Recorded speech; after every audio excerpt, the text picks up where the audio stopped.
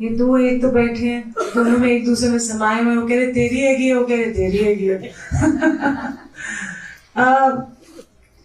कई कहते हैं ना महाशिवरात्रि है, बड़े सारे होते हैं कि स्टार्स अच्छे होते हैं, लाइन होते हैं, गुरुजी के 5 फंक्शंस हैं जैसे। और सबसे पहले तो आपका बैसाखी, शिवरात्रि आती है, उसके बाद बैसाखी आती है, उसके बाद आपका गुरुजी का बर्थडे आता है, और गुरु पूर्णिमा आती है, और 31st को भी। सो जितने भी ये डेज गुरुजी ने बनाए हैं, बाकी तो हमने एक्स्ट्रा ऐड कर दिए, दिवाली में भी चले जाओ, मतलब जो मेन फंक्शंस हैं गुरुजी के, ये 5 ही है। और ये 5 फंक्शंस इसलिए हैं क्योंकि ये ना मौज में होते हैं गुरुजी इस टाइम पे। उन्होंने एक फिक्स कर दिए चीजें, जिसमें जो आ जाए उनके पास, उनकी मौज होती है, मौज में सब कुछ ले जाए, ये गुरुजी की ब्लेसिंग है। सो इसलिए अब हम बड़े मंदिर खुद भी नहीं जा पाते। क्यों नहीं जा पाते? क्योंकि हम सोचते हैं दूसरों को चांस मिल जाए। हम इसमें भी खुश हैं, पर्सनल वाले गुरुजी में, ऑफिशियल वाले कुछ ज्यादा ही दूर हो गए हमसे। सो इनकी जो मेहर है हर जगह बरस रही है। तो मंदिर जा रहे हो, सत्संग में जा रहे हो, अपने घर में दरबार भी लगाया हुआ है, वो सब अच्छी बात है, बट जब तक उनको दिल में नहीं उतारोगे, दिल में उनका दरबार नहीं लगाओगे, तो बाकी की सब चीजें फीकी है, फिर वो बाहर की रह जाती हैं। जाना अच्छा लगता है, बढ़िया है, पर जाके वापस आके भी अच्छा लग रहा है कि नहीं लग रहा, बात वो है। सो इसलिए गुरुजी की मौज है आज। जैसे भी कोई किसी को नहीं मिल रहा आने को, किसी को बहुत परेशानी है कि वो नहीं आ पा रहे हैं, तो क्या गुरुजी उसको ब्लेसिंग नहीं देंगे? क्या उनकी मौज उसके ऊपर नहीं होगी? होगी। सो ऐसा नहीं सोचना चाहिए कि जहां जाएंगे वहां मौज है, जहां दिल का भाव है वहीं मौज है उनकी। तो इसलिए वहमों में मत पड़ो। बस आज उनको वो कहते हैं ना, सेहरा पहन के बैठे हुए हैं, है ना, हम सारे सज सवर के आए हुए हैं, और जो नहीं भी सजा हुआ तब भी चलेगा, क्योंकि वो आपने अपना दिल जो सजाया हुआ है उनके लिए, वो ज्यादा जरूरी है। दिल का सजाना ऊपर से सजाने से ज्यादा बेटर है। और दिल को कैसे सजाएंगे हम? एक अच्छे भाव के साथ, एक अच्छी इंटेंशन होनी चाहिए, एक दूसरे के साथ प्यार होना चाहिए, अंदर प्यार बरसना चाहिए, वही आपका सजना, वही आपका गहना है। और फिर कोई बात कर रहा है, चलिए ये कौन सी सवारी है? मोर पंख की सवारी।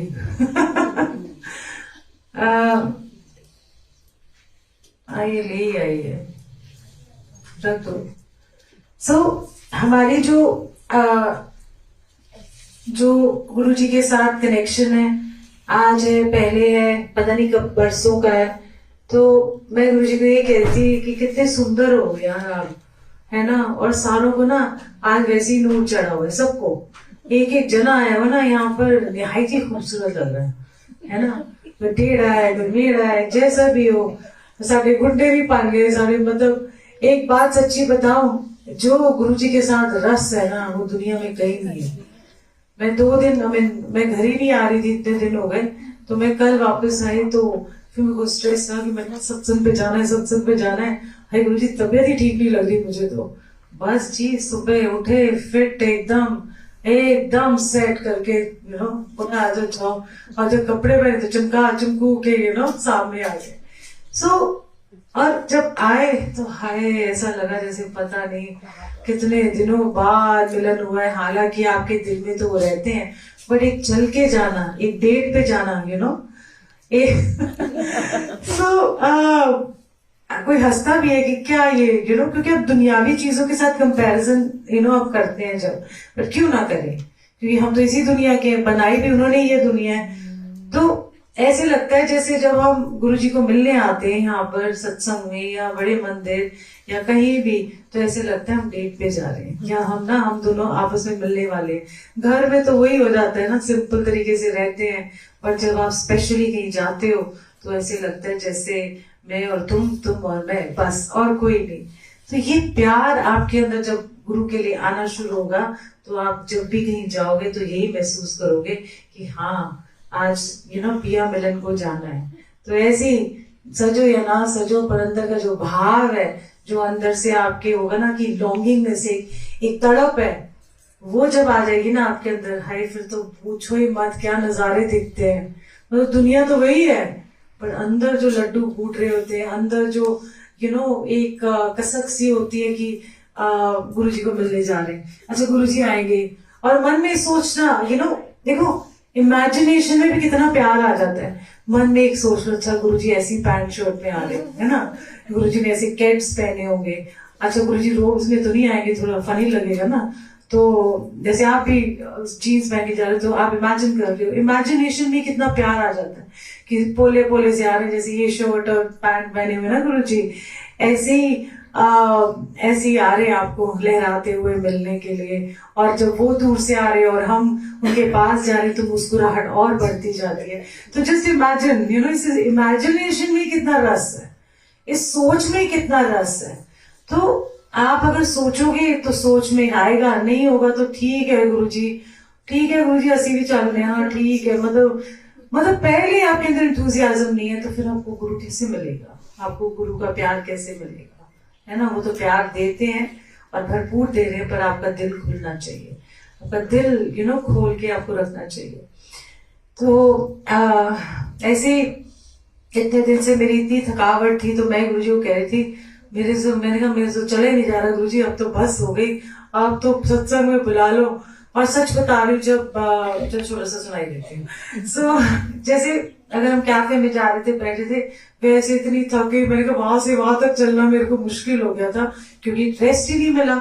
मतलब 20-25 दिन हो गए, मतलब सो के भी ढंग से नहीं देखा, चलते फिरते आदत ही नहीं है हमको ये सब करने की।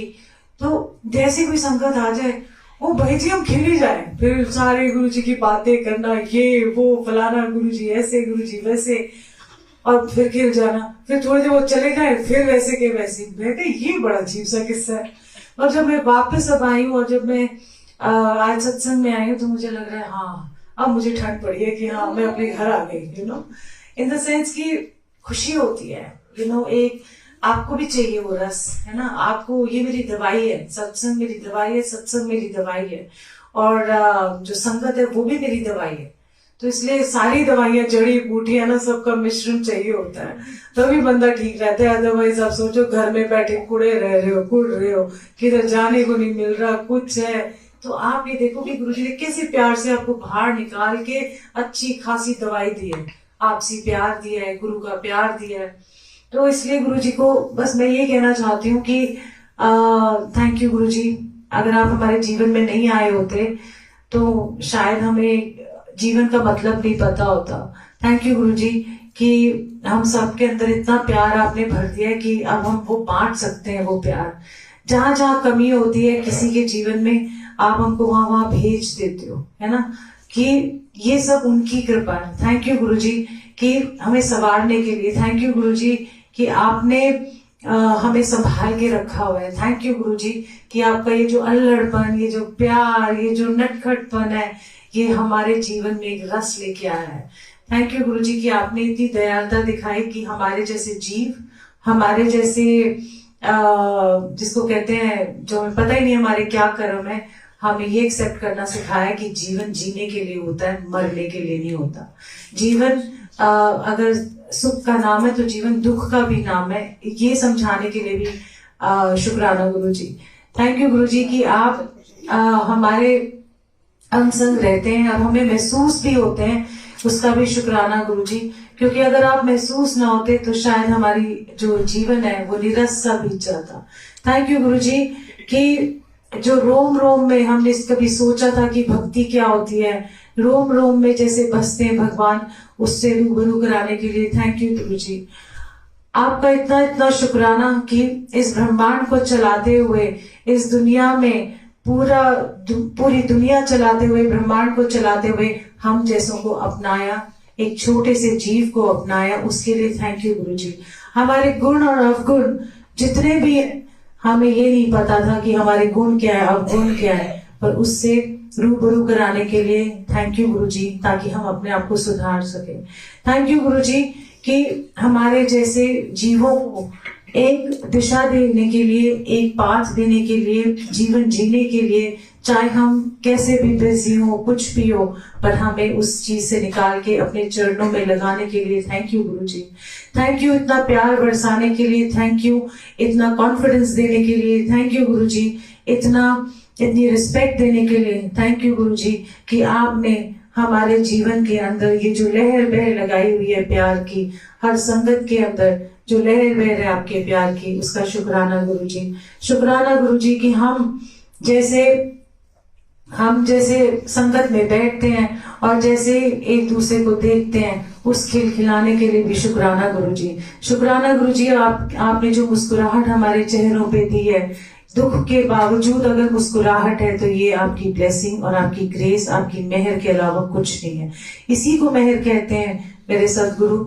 जहाँ पर दुख भी हो, कितना बड़ा पहाड़ क्यों ना हो, पर अगर आपके चेहरे पे मुस्कुराहट है तो वही उनका प्यार है। So thank you Guru ji for everything. Thank you गुरु जी सांसों के लिए, थैंक यू गुरु जी तो आंखें दी हैं जो मैं देख सकूं आपको, तो आंखें जो वो दी हैं जो संगत का प्यार देख सकूं, वो दिल दिया है जहां पर आपको मैं प्यार कर सकूं। थैंक यू गुरु जी ऐसा दिल दिया कि जो संगत को भी प्यार कर सके। थैंक यू गुरु जी कि एक दिमाग दिया जो एक दूसरे की बातों को समझता है और उनको रिस्पेक्ट देने के लिए थैंक यू गुरु जी।